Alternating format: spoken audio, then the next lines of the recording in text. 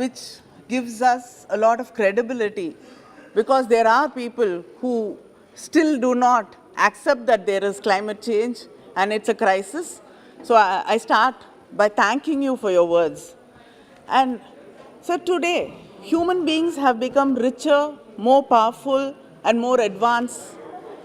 The literacy rate is much higher than ever before.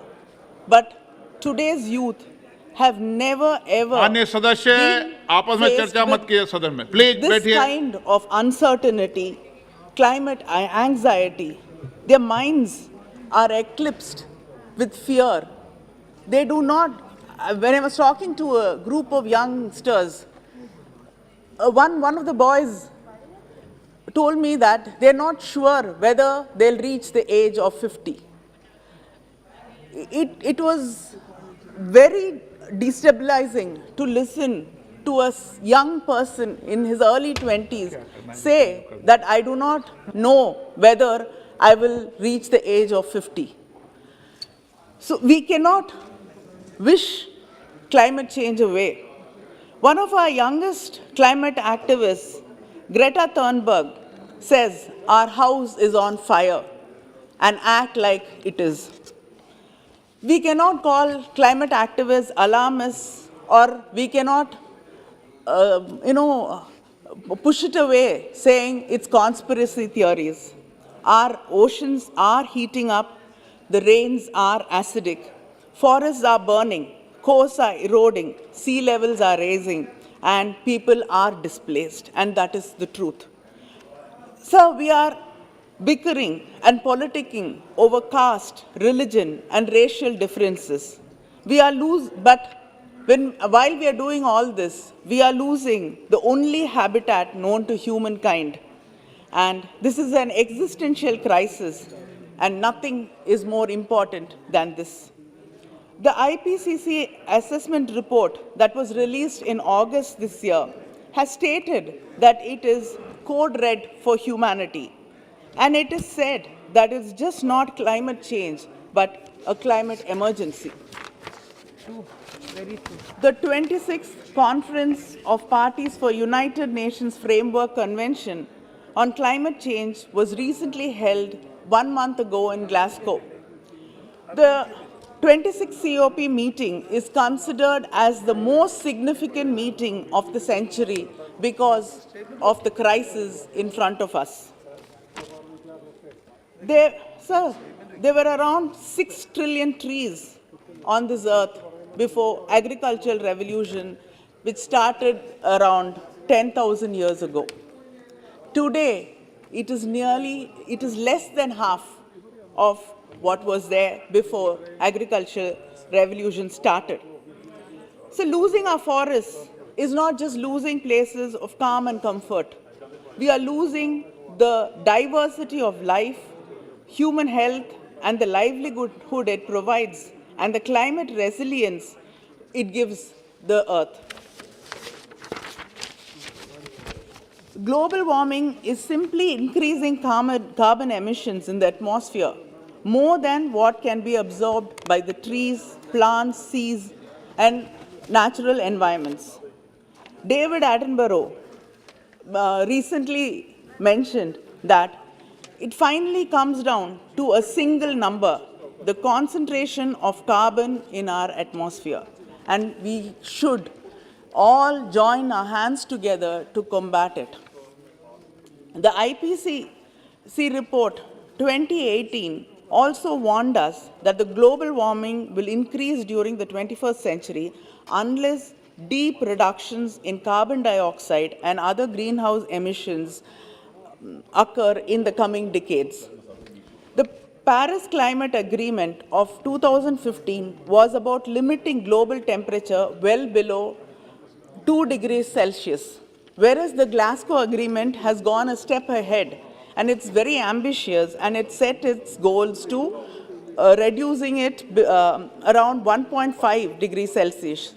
That is pre-industrial revolution levels. Our Prime Minister has announced 5 important commitments in the climate summit. They are: India will increase its non-fossil energy capacity to 500 gigawatt by 2030. India will fulfill 50% of its energy requirements with renewable energy by 2030. India will reduce its carbon emissions by 1 billion tons by 2030. India will reduce carbon intensity of its economy by 45% by 2030. And India will achieve net zero by 2070. So, net zero is the balance between the amount of greenhouse gases produced and removed from the atmosphere. All 5 commitments by India are about mitigation aspects of climate change. The final commitment of achieving net zero by 2070 has received the most praise. The Ipcc report 1.5 degrees Celsius is the first document that mentioned net zero emissions. The report explored and presented pathways for countries to limit the global average temperature increase within 1.5 degrees Celsius. One of the key insights from this report is that the world needs to achieve this by 2015 to limit its temperature. So I'd like to ask, what does it mean to achieve net zero emissions by 2070 for India? According to the study conducted by the Council for Energy, Environment and Water, India's total installed solar power capacity needs to increase to 5,630 gigawatts by 2070 to achieve this. The net zero which we have promised, which we made as a promise in the summit to the world. But the government, in its reply to a question in Lok Sabha on 2nd December 2021, has said that only 46.25 gigawatts of grid-connected solar power has been installed in this country. So how are you going to achieve your target? I mean, this is nothing compared to what we have promised the world. The usage of coal, especially for power generation, would need to peak by 2040 and drop by 99% between 2040 and 2060. Further, crude oil consumption also has to peak by 2050 and fall substantially by 90%. In the Paris Climate Convention, India committed to increase the share of non-fossil fuel resources to 40% of the power generation capacity and reduce the emissions intensity of the economy by 30 to 35% compared to the 2005 levels. To achieve our Paris pledge, we must have completed at least 175 gigawatt of renewable energy generation by 2022. But we've only achieved not even 2/3 of what we have to achieve. So how are you going to keep up the promise you've made to this world? To achieve its new goals, India will need to do much more in a holistic way. For instance, our country has a target of achieving 40 gigawatts of green energy from rooftop solar sectors by 2022. But we have not been able to achieve even 20% of that so far. In the transport sector, India has targeted around, its target is around 30% of the share of vehicles, electric vehicles, will be increased by 2030. But according to the Climate Action Tracker, to be compatible with the Paris Agreement, the share of EV sales needs to be between 95 to 100% by 2040. Our target is 30%, but it has to be nearly 85 to 100%. How are you going to bridge this gap? And the next major roadblock for India achieving net zero emissions in India is increased reliance on coal for power generation. More than 52% of India's energy needs are met by coal alone, and more than 60% are from fossil fuels. While in the past 7 years, the country has invested rupees 5.2 trillion in renewable energy. 5.2 trillion in renewable energy. But the investment in fossil fuel industry, it's come down only by 4%, but the investment is around 245 trillion. So, how are you going to keep the promise you made to the world? Very good question. Worse, the coal production is estimated to increase by 1 billion tons. And by 2024, from that to around 716 million tons in 2021. India is already home to the second largest coal-fired power plant pipeline in the world. According to the Central Electricity Authority, coal capacity is projected to increase from 202 gigawatt in 2021 to 266 gigawatts by 2930. The thermal power plants are not only a major source of carbon emissions, they also have other emissions like nitrous and sulfur oxide. India is the largest emitter of sulfur dioxide in the world. What are we doing? What are we going to do to reduce this? The government has initially set a deadline for 2017 to install flue gas desulfurization units that will cut sulfur dioxides in our coal plants. But then we've moved the deadlines. We did not do anything to cut the emissions. But the easiest thing to do was to move the deadlines from 2017 to beyond that. The reason is cost. Because the private corporate companies, did not want to pay that much to install cutting down emissions, and nor did the government want to do it. But I'd like to ask, which is more important, human lives or these costs? It is very clear that the reliance on coal for energy in India will continue, and it will peak in 2040. But the government is not honoring, and only after that will it fall, and you will be able to reach your net zero by 2070. But you have not started honoring your commitments. You're just pushing deadlines. How will you achieve what you promised to do? Correct. So we can say, and everybody blames the developed nations, and it is true that all of us are paying the price for what the developed nations did. The developed nations today India wants to position itself as the voice of the developing nations and the third world countries. It is our duty to make sure they have made a commitment of $100 billion to combat climate change.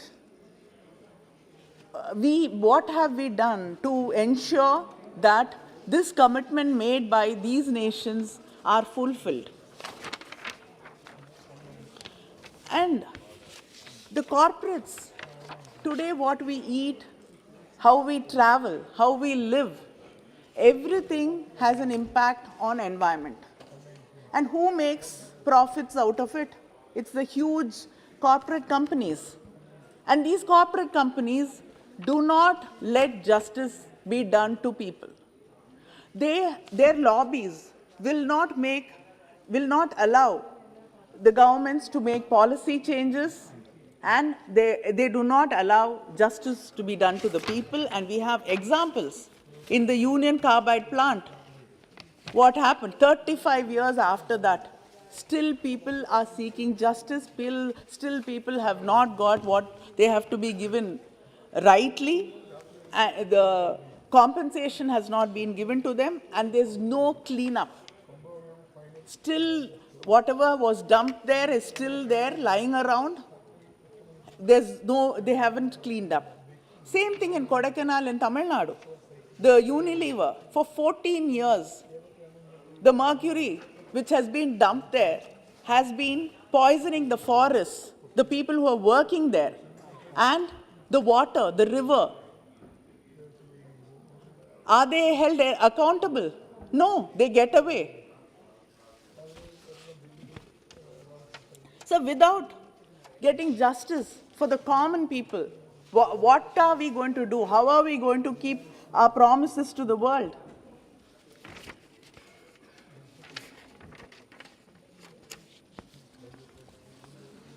So we talk about so many disasters. We talk about refugees, around the world. People who are affected because of politics, because of religion, because of race, because of so many reasons. But we forget to talk about climate refugees. And that is going to be the largest number of people in the future. According to statistics, an average of 26 million people around the world have been forcibly displaced by floods, windstorms, earthquakes, and droughts. And this number, by 2050, will be increasing to 2 million people who will be forced to flee their homes, the places where they live in, the places where they work, where their forefathers lived, where they hope their children will live. They will have to leave these places and move and run as refugees because of climate change.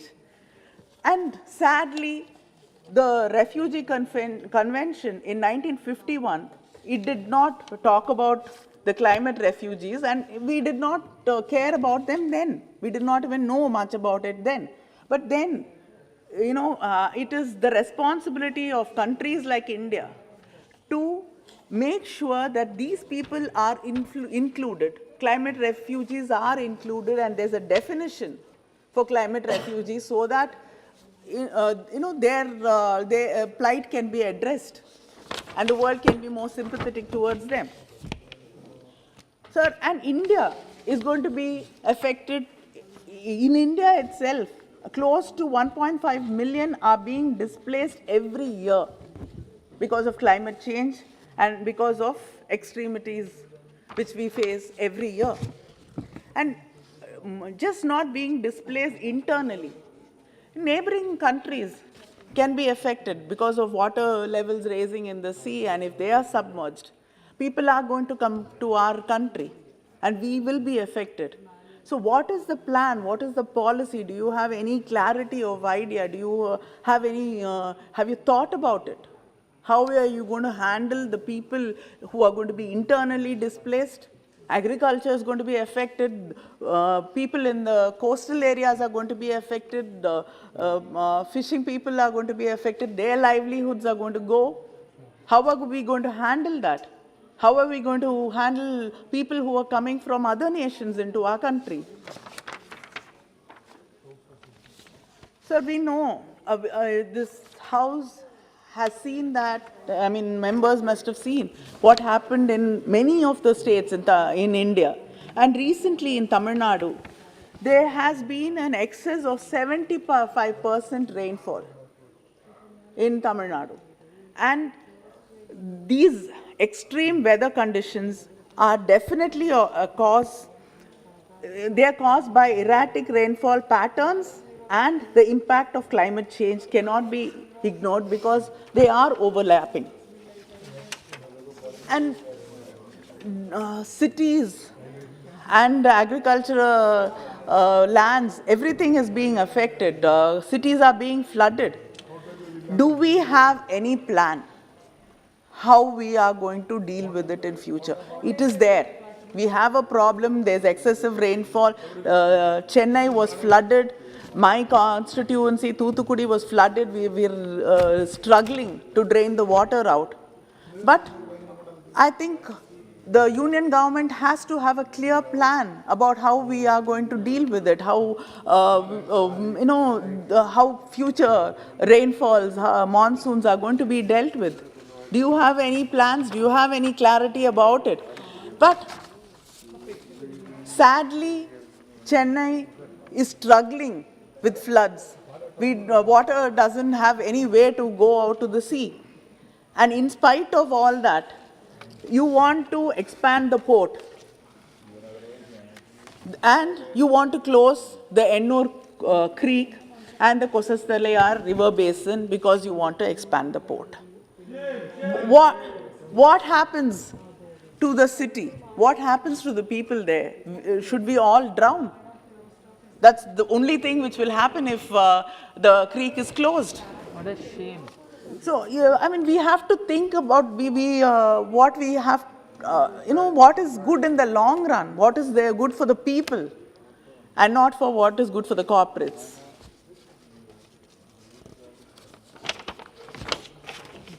So, the Prime Minister's Council on Climate Change, it was constituted in 2007. And then it was reconstituted, like everything would be reconstituted, in 2014. The Prime Minister held its first meeting of the Council in January 19, 2015. I would like to ask the Minister if the Council ever met after that. Because I've looked through the media and other reports, and there's no information of the Council meeting ever again. So if the Council did not meet after that, the Prime Minister went to the Glasgow Summit on climate change. And he has made promises, he's delivered a speech, and he said what the stand of the country is going to be, and the Minister was also there. I'd like to know, without consulting this Council, why did you have this wide Council? You did not consult any of the states. You did not consult any of the chief ministers. Because whatever promise you make, the state governments which have to implement it. Correct. Without the state governments, nothing can move. Correct. This is a federal nation. Cooperative federalism. And it's a union of states. I hope the government remembers that, and it has to consult with the states. Correct. It has to include the states, because we are the worst affected. You don't even, when there's a flood and when farmers are affected, when people are affected, and we ask the central government for funds, if we ask for 4,000 crores, not even 150 crores come. Correct. So you either help us this way, nor do you consult us. So I think it is very important to consult us. And moreover, I'd like to ask that the progress achieved by the National Action Plan on Climate Change, it was recently constituted. I'd like to know what they have done. And the Apex Committee for Implementation of the Paris Agreement is also not available about and what they have done, what they have achieved. I think it should be made available to the public so that they can understand what you have been doing and what you have been working. And the Atmanirbhar Bharat, it's very difficult. Atmanirbhar. Atmanirbhar. Pardon? See, that is the problem. You see, you don't understand that we speak different languages. Either it can be in English or you can have it in regional languages so all of us can say it. சரி இனிமேல தமிழ்லே பேசுறேன் புரியுதான்னு சொல்லுங்க. அதுக்கு permission கேட்கணும்ங்கறீங்களே. அதுதானே பிரச்சனை. The stimulus package not only has no place for environmental safeguards, but it is actually ecologically very regressive. One would have thought that the increasing scientific evidence linking economic problems and livelihood and disease outbreaks to ecological devastation would prompt a government that proclaims itself to be sustainable to put in place measures for conservation of natural ecosystems and wildlife. This is totally missing from your vision. What a shame. We say make in India. I'd rather say Tarcharbudaya India. But We are waiting for technologies in tackling climate change problems from developed nations. There's a lot of discussions about carbon capture, utilization, storage, hydrogen cells. I would like to know the stand on the government, what you think about this. Do you think it is efficient? Do you think we can also include that? We can think about it. Nobody knows what the government thinks about it, whether it can be taken seriously or we are not going to include that in our climate policy. And it is very prohibitively expensive. You wouldn't put something to stop emissions, sulfur oxide emissions in the coal factories. So this is very prohibitive. So why can't make in India think about technologies which will reduce and which will protect our people? So India has not invested in policies to facilitate our net zero commitments to COP26. It has also not made the budgetary allocations necessary to execute on our promise to the net zero 2070. The union government has actually reduced the budgetary allocation to the environment ministry. The minister, I'm sure, is well aware of it, and he knows, he must have felt the pinch. It's been reduced by 230 crores this year compared to the previous year. Our environment minister in Glasgow summit has said that climate finance is not charity. This is an obligation, responsibility, duty, and above. I hope he reminds the government and the finance ministry about this, that it is not charity, and this is a very, very important department, and they have to allocate enough funds to protect our people and the country. The economic development and environmental conservation does not have to be on opposite sides. There are many models in front of us which can ensure both development and conservation, but we have to listen. And we should believe in consultation. We should consult with experts, scientists, people who've been working in the grassroots level. And I think climate literacy is very important, not just students. I think for politicians, for public representatives, for officers, whoever is involved in policy making and will be policy makers of the future have to have climate literacy and understand that it is very important to protect this world. And the government needs to formulate a policy on climate change mitigation and adaptation with adequate investments on research and development. It is imperative that the central government holds consultations with all state governments, environmentalists, activists, and people who've been working towards combating climate change. I would like to conclude by quoting J. Inslee, the 23rd governor of Washington. We are the first generation to feel the sting of climate change, and we are the last generation that can do something about it. Absolutely. So let us do something about it together. I mean, we are not here to say you are in the treasury, we are in the opposition, and nobody can be above blame. We accept that. So I think we have to come together to protect and to do something about climate change, and that is the only true gift we can give the next generation. Absolutely. Thank you. Very good. Thank you very much.